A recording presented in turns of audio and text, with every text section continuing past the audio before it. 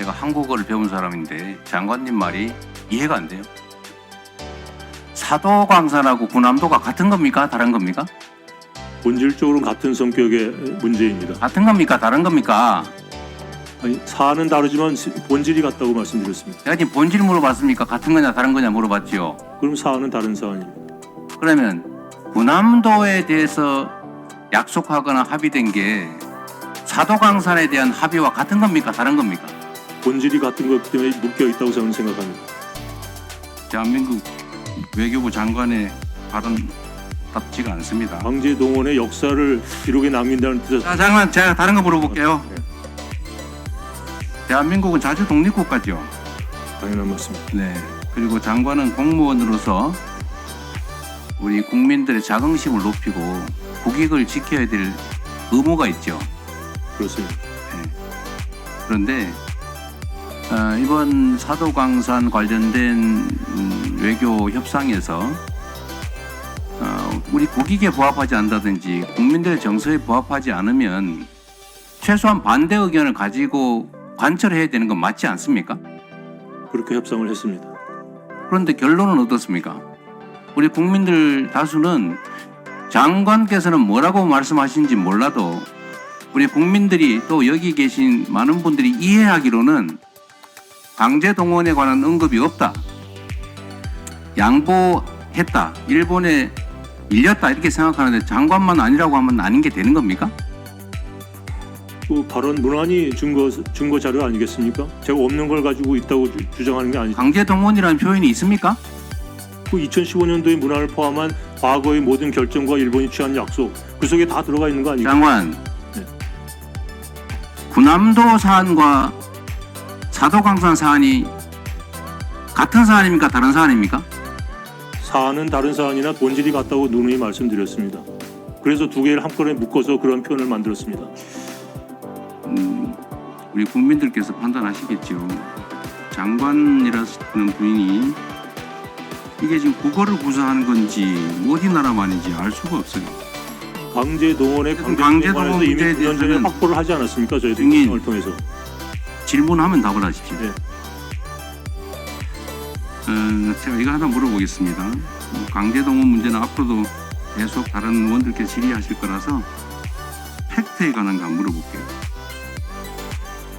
모름지기 공무원이라면, 외교 공무원이면 외교 협상에서 국익과 국민의 정서를 고려해야 되는 게 당연할 테지만 거기에 더해서 네.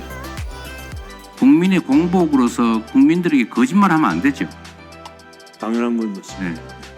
지금 이 자리에 장관께서 스스로 하는 말이 국민에 대한 거짓말인지 아닌지 한번 생각해 보기를 권유하면서 구체적 질문을 한번 해보겠습니다. 지금 외교부에서 국회에 답변 자료를 내셨던데 우리 존경하는 차지호 의원께서 질의한 것에 대한 답변 같습니다. 사도광산 현장에 가혹한 노동 환경과 그들의 고난을 기리기 위한 전시물을 설치했다고 국회에 답변 자료를 내셨죠. 네. 사도광산 현장에 설치하는 건 맞습니까? 맞습니다. 아이카와 박물관에 설치하기로 되어 있는 거 아닙니까? 아이카와 박물관이 사도광산 일했던 한국인 노무자들의 기숙사 터입니다.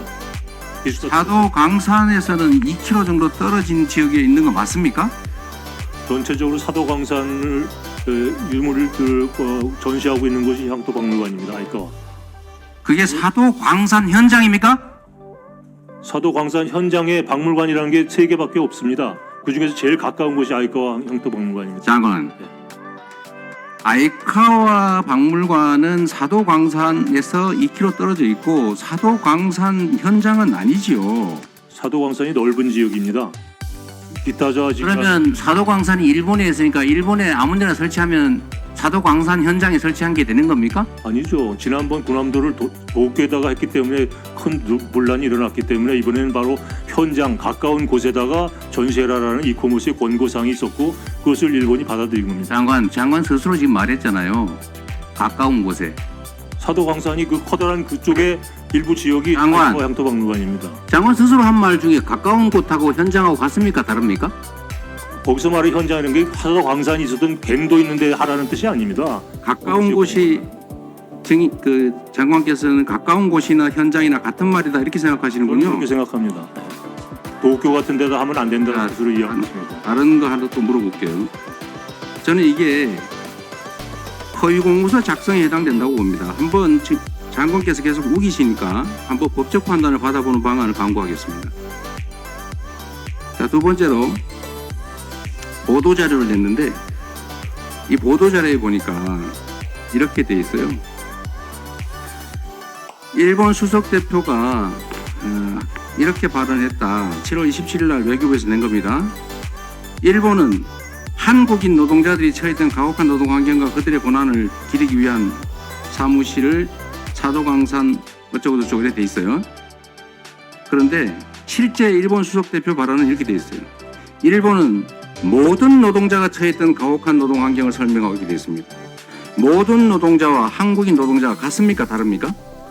그건 그 부분만 딱 떼서 했기 때문에 그렇고요. 일본 수석 대표의 발언 첫 부분부터 보시면 그 모든 노동자가 특히 한국인 출신 노동자라는 것을 강조하는 단어라는 걸 금방 알게 돼 있습니다. 자, 근데 그 부분을 다 빼고 뒷부분만 뽑아서 보도했기 때문에 그렇게 읽히는 겁니다. 그러면 그렇게 써야지. 다운표까지 쳐가지고 일본은 모든 노동자가 처했던 가혹한 노동 환경을 설명하고 이들의 고난을 기억하기 위해 모든 노동자와 관련된 새로운 전시물을 이미 현장에 설명 전시시설에 설치했다 이렇게 했는데 왜 거기다가 그 말을 써놓냐 이 말입니다. 한국인이라고 다르잖아요. 앞에 all the workers, especially those from the Korean Peninsula라는 게 맨 앞에 데피니션으로 나와 있습니다. 그러고 나서 그 다음에 모든 노동자는 바로 그것을 의미한다라는 것이 왜 조약문이나 법률 보면 그렇게 써 있지 않습니까? 앞에는 자세히 쓰고 이하, 약칭 이런 식으로 되는 겁니다.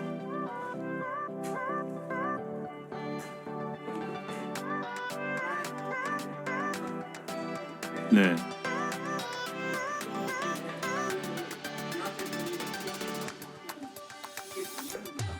아니 그 기사를 쓴 분이 그 비판하신 분이 그것만 뽑아서 그렇게 말씀하신 거지 앞부분과 연계 속에서 설명을 해야 전체적인 그림이 그려지는데 그건 다 빼놓고 뒷것만 해놓으니까 그게 이상하게 들리는 겁니다. 보도자료는 앞에 보기 설명을 해놨으면 저희들이 공문서죠.